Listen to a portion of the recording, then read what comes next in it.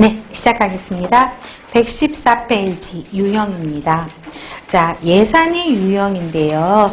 자, 2번 운영예산 봐보세요. 자, 운영예산이 이제 두 번째로 큰 영역이다라고 이야기했습니다. 자, 가장 큰 영역은 인력예산이에요. 근데 인력예산은 운영예산에 속합니다.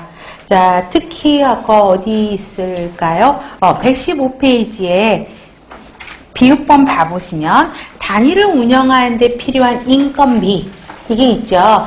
인건비도 사실은 운영예산이거든요. 근데 인건비, 이 인력에 들어가는 비용이 너무 크기 때문에 그죠? 인력예산을 1번으로 뺀 것이에요. 자, 그러면 운영예산 보세요. 단위를 운영하는 예산이 운영예산이죠. 그래서 두 번째 답. 그 다음에 1년 단위 동그라미. 그래서 1년을 기준으로 예산을 정하게 되고요. 그 다음에 수간호사들이죠. 간호단위 관리자가 가장 많이 관여하는 예산이고요. 그 다음에 1년 이내, 가장 이 기본이 1년이죠. 그래서 1년 이내 소비되거나 사용할 서비스 또는 재화, 환자 간호에 직간접으로 사용되는 비용을 운영예산이라고 이야기합니다.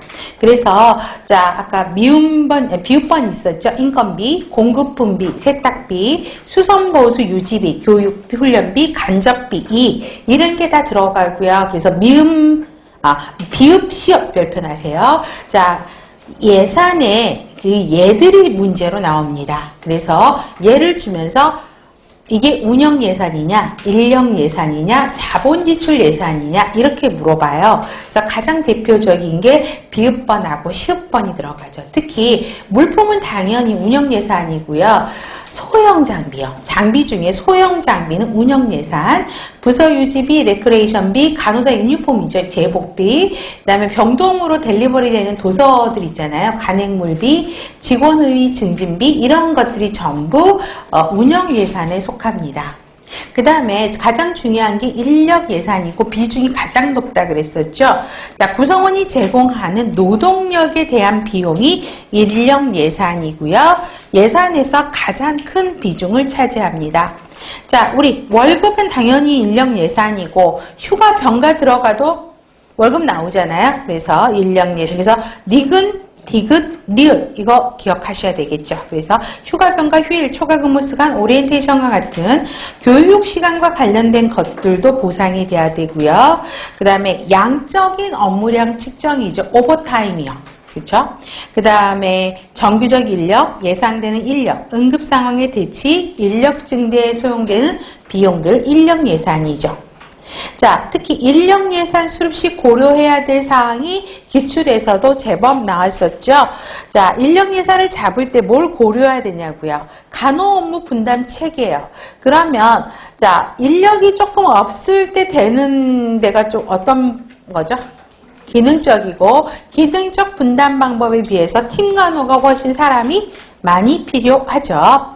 그 다음에 인력의 구성 비율, 간호사 대 조무사 비율이 어떻게 되느냐, 서비스의 수준, 전문 간호사가 있느냐, 그 다음에 치료시설의 사용률이 높으냐, 낮으냐, 치료시설의 사용률이 높으면 거기에 또 인력을 배치해야 되고 또 거기에 인력이 배치가 되면 급여가 발생이 되죠. 그 다음에 환자 점유율의 변화, 많이 환자들이 입원하느냐, 적게 입원하느냐, 중증도의 변화, 중증도가 많으면 인력이 많이 필요하죠. 일단 보시면 되겠고, 역할 기대의 변화, 새로운 부서나 기능의 추가, 휴가병가, 교육시간, 초과근무, 이직에 따른 여분 인력, 인력 모집 비용, 신규 오리엔테이션 비용 이런 것들을 다 고려해서 인력 예산을 짤 때 고려해야 될 내용들입니다. 그래서 더 알아보기 별표하시고요. 다음에 세 번째, 자본 지출 예산도 시험 문제 많이 나옵니다. 자, 자본에 들어가는 예산이에요. 특히 핵심 단어는 기억에서 어떤 단어일까요? 1년 이상이요. 1년 이상에 걸쳐서 장기적으로 실현될 가능성이 있는 투자 결정에 대한 예산이 자본 지출 예산이죠. 그래서 니은하고 디귿, 그 다음에 리을, 니은, 디귿, 리을 기억하셔야 됩니다.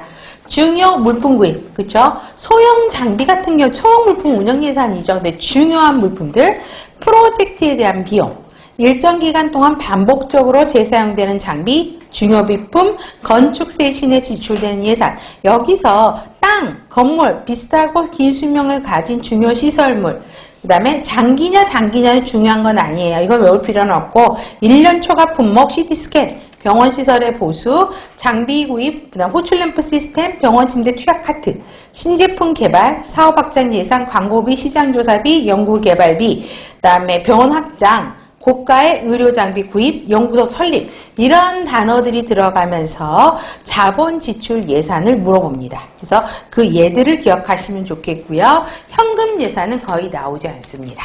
구별을 하셔야 됩니다. 다음에 진료비 지불 제도입니다. 이거는 여러분들이 많이 공부를 하셨을 거예요. 자, 개념은 그냥 흐름으로 보셔도 됩니다.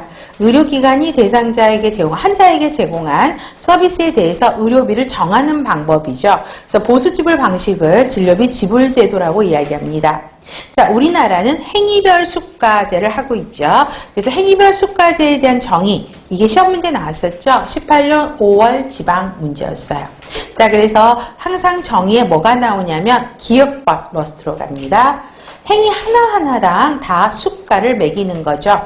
그래서 진료 내용, 서비스에 따라서 행위, 진료 재료, 의약품별로 미리 정해진 각각의 항목당 가격을, 그쵸? 공급자에게 지불하는 방법, 이게 행위별 수가제죠. 그래서 의사들 같은 경우는 진찰하고 수술하고 교육하고 그 다음에 약도 처방을 하면 처방전이라고 해서 쓰잖아요. 그럼 처방료도 받거든요. 그래서 이러한 것들이죠. 자, 그래서 장점은 뭐예요? 충분한 양질의 의료 서비스를 제공할 수 있고요. 신의료기술, 신약이 나오면 어때요? 쓰고 돈 매기면 되잖아요. 기억할 수 있고, 다양성을 반영될 수, 의사들마다 하는 시술들이 다 틀리고 하기 때문에 의사들이 그 하는 거에 따라서 가격 다 매기면 되죠. 다양성이 반영될 수 있어서 수용성이 높다. 굉장히 의료진들이 좋아하는, 기관들이 좋아하는 것이 행위별 수가제입니다.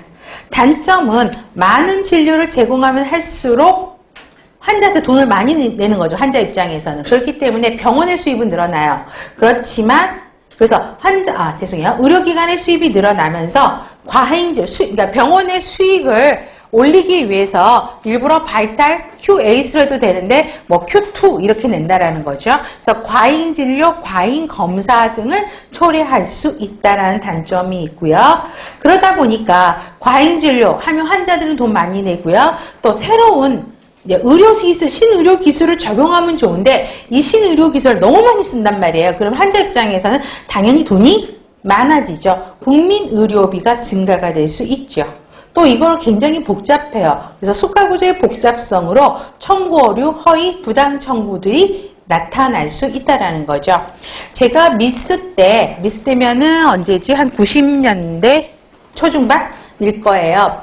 이제 제가 일하는 병원이 오픈 준비를 하고 있어서 입원을 못해서 새벽에 이제 그 앞에 증상이 보여가지고 어때요? 동대 이제 병원인데 지금은 그 강남 세브란스라 그러나? 그쵸? 강남에 있는 그 세브란스 병원.